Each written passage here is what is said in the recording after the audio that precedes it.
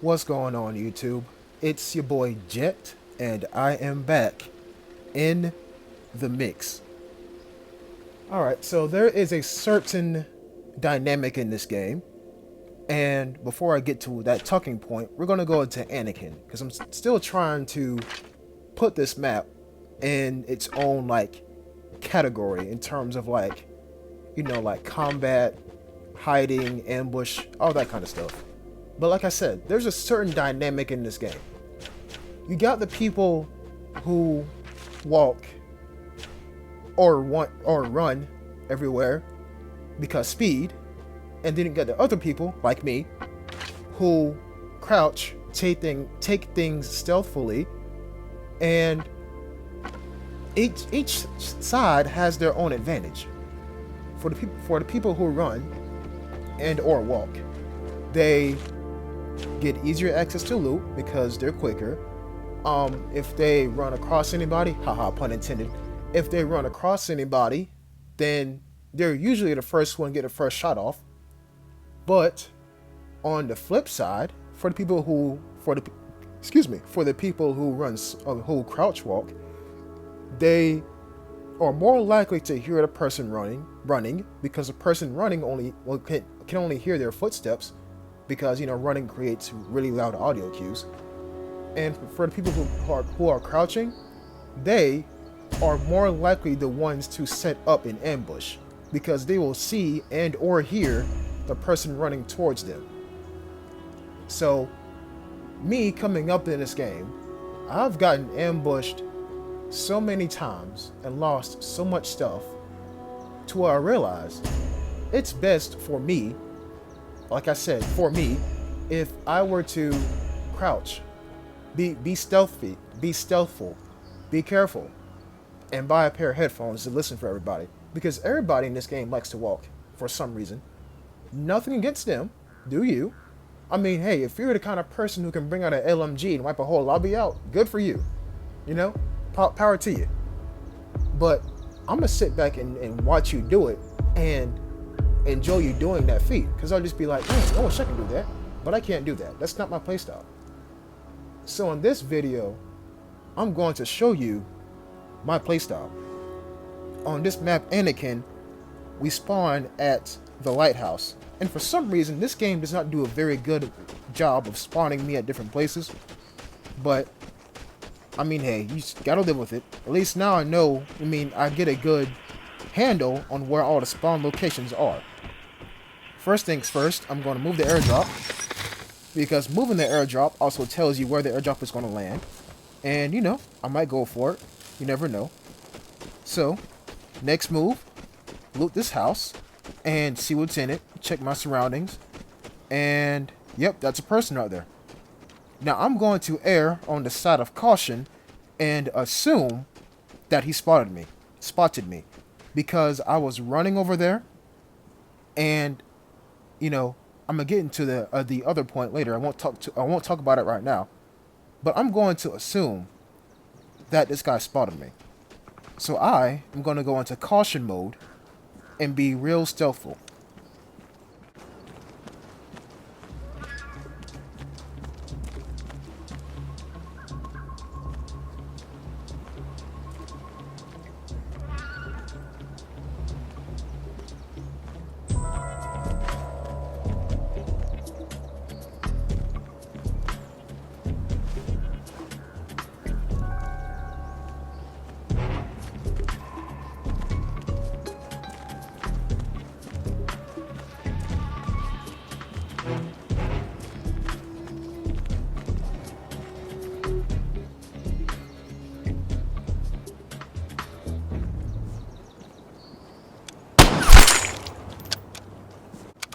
Ladies and gentlemen, that is my playstyle.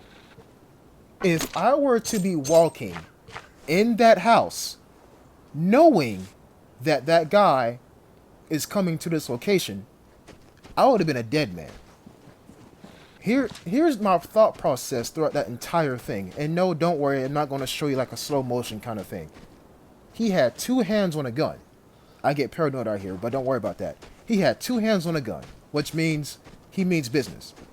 That's number one. Number two, he was heading this way already, and then he seen me up here too. I assumed that he saw me. So what do? I immediately go into caution mode. Because I'm already erring on the side of caution that he's seen me. So what do? I crouch. And I head somewhere where he doesn't think I'm going to be. And I check his last known position. He's not there. What does that mean? He's walking, or he's heading somewhere. And my instincts tell me he's probably heading for me because he has two hands on a weapon. Go around the corner and check. Sure enough, he's right there. Now, it would have been a bit more difficult if he had opened the door and went inside the house, because then I would have to shoot him through a window. But, like I said, like one of my commenters put it, Splinter Cell Playstyle. Wait for that perfect shot. He was crouching, as he should, and walking real slow, as he should, to the door to get inside the house. Unfortunately for him, I was already there waiting for him. Now this guy, I don't see any weapons on him. Which makes me think he's probably the dude with the pistol in the beginning, well, in the pre-lobby. And I almost feel bad for what I'm about to do to this man.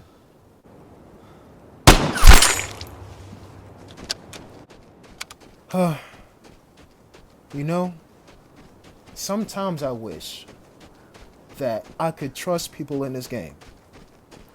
Because something tells me this guy had nothing on him. He signed up for this lobby and I didn't see a single weapon on his back. This guy probably don't have any loot on him. But I'm gonna go check. I'm gonna go check. What does he have? A pistol and 2 clips of ammunition for said pistol. Y'all, this guy is a baby. This is probably like his 20th encounter, if not less. And he got destroyed by somebody with an H-bar T waiting for him to stop moving. He is a lot like some of y'all, and I feel really bad for shooting him. But, there is a video I made. Vigor, a friendly player. They do exist in this game. But they can turn on you in an instant.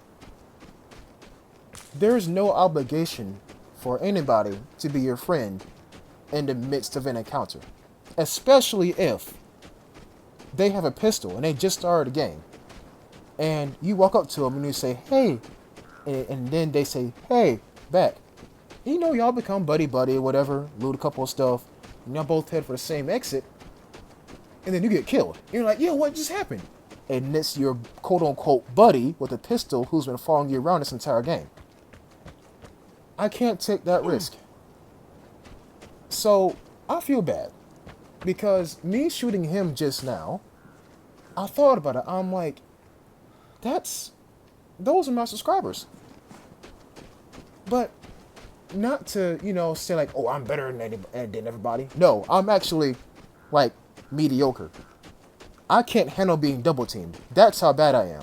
There are plenty of other YouTubers who will happily handle a 3v1 situation. But my point is this. I felt bad. That's why I didn't point down on the ground when I shot that guy. I pointed down when I shot the first dude because I'm like, ha, you thought you were safe, but you weren't. But, let's get off the topic of kills. Let's get on the topic of this map. Annekin. This map is what I like to call the frozen Fagellenklatzen. Or Fagellenklatzen, F-Jelly. That's what I said on one of my other previous videos. Because with F-Jelly, when you're walking on a hill, right, people will see you from like 200 yards on out because you're walking on a hill, on a mountain. And there's no cover on a hill or on a mountain. So you're pretty much spotted and you're going to get engaged. Here, what cover is there? Look around. There's rocks? Yes. But what if you go into the center of the map to get to an island quicker and you get cut out in the open? What are you going to do? Nothing. And let me point this out too, because this is a really important fact. Do crows like cold weather? No? I found a picture. And I have no idea where that's at. I really don't. But back to my point. Do crows like cold weather? No? That's what I thought. Where are crows going to appear at on these exits? The plane is near. Get ready for the airdrop. There is no way of knowing somebody's near an exit on this map. Because crows don't fly in cold weather. And that's it. There are only 4 exits on this map. And yes, it's a small lobby, but what if they're teams? You know? And look at this. Look at what I'm about to cross. Where's my cover?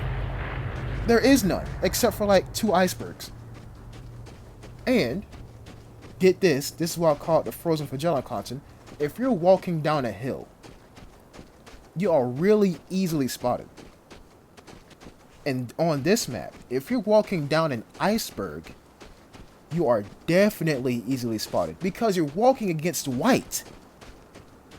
And almost every piece of clothing in this game is not white. See, like right here, I mean, if I were to be spotted from above, that's a different thing. But I'm walking against a white background. It's the little things that y'all don't notice that I peep because I am a very analytical person. And yes, I get headaches sometimes, but that's besides the point. You are easily spotted on this map. Probably more easily spotted than on F-Jelly. Because you're walking against a white background. You can be like, okay, my first impressions video, I sat in the lighthouse for like a minute and a half, and I spotted like 3 people because they're walking against a white background. So, this map, is it dangerous? No, not really, but it provokes danger. Not as much as Brattle and Bridges. That map, like, it wants you to get into a gunfight. But here, it's like, it's dangerous without even trying to be dangerous. Like, it provokes danger. Like, the map is saying, you see this guy right here, right? You know you can shoot him. There's no cover. You can easily take him out. Rather with Brattle and Bridges, it's like, okay, there's plenty of cover, but you'll see old dude coming from a mile away because he's walking across the field. You're in cover. He's not. What you gonna do about it? That's how I see these 2 maps. And the third map, F-Jelly, you're just gonna die. I mean, you're gonna die at some point. I mean, that's pretty much it. Everybody brings their best stuff to that map, and you're pretty much gonna die at some point. Back to the gameplay. Here, and a little bit before that too, I'm gonna solve this code real quick. Boom. And reinforcements to the airdrop. Wonderful, thank you. What I did just now is called trying to bait somebody out. What I mean by that is, you seen how I was loitering around the airdrop? And I didn't choose my exit, so I'm gonna choose my exit. But you seen how I was loitering around the airdrop? And like walking and whatever, and seeing if anybody will peep around the corner and take a shot at me or 2. That's what you gotta do sometimes. Because there's a thin line between thinking you're safe and knowing you are unsafe. Let me say that one more time. There's a thin line between thinking that you are safe and knowing that you are unsafe. By me loitering around the airdrop, I can confirm that there is nobody near there if nobody's taking any shots at me. So, in a lobby where like it's basically a free-for-all, there's no teams, you kind of want to do that. But in a lobby where there's teams, again, this is why being in teams is better than, well, not being in teams, going against teams is better than being solo. With teams, there are 1, multiple airdrops in that one airdrop crate. 2, in teams, it's team deathmatch, basically. The map is the map. It's a team deathmatch map at that point. Especially when people bring good weapons. You know, your ADRs, your MG42s, your Mosin Nagants. Yeah. if you see a team with any of those, and some other weapons too, they're going to get into a gunfight, people are going to die, the numbers are going to be thinned. Which leaves you more room to get the airdrop. And 3, this is something that I thought about today actually. Whenever people leave, when it's nothing but teams and you're the only solo person, teams leave in groups. For example, if it's you and 2 teams of 2 and 1 team of 3, if the 2v2 happens and one person is allowed from each group and then they face a 3v3, they kill each other, the one dude surviving is going to leave. Which means you have the free reign over the entire map. That's why you want to get in those lone wolf situations, but I talked about a lot in this video. This might be a discussion video instead of a like look at me, look at what I do kind of thing. But regardless, I made a lot of points in this video. Let me know your thoughts in the comments down below. And my biggest point is this. This map, Anakin, provokes danger. Again, not as much as Bridle and Bridges, but it definitely promotes danger. Because you are in an iceberg. You're on, like, Snow Island. There is no cover. You're walking against a white background, and you're easily spotted from a lighthouse. Let there be a team of 3. One person camps at a lighthouse, and the other 2 people go out and get what they need. That one person at the lighthouse can spot pretty much 3/4 of the map. And they can ping where people are too. So, you know, like, the map provokes danger. It's giving you opportunities to kill somebody. Rather, F-Jelly is just made for combat. I mean, like, you're walking in a hilly forest, like, well, mountain range / like forest. I mean, you know, you're gonna die. Anyways, that's my playstyle. Splinter Cell, Metal Gear Solid 3.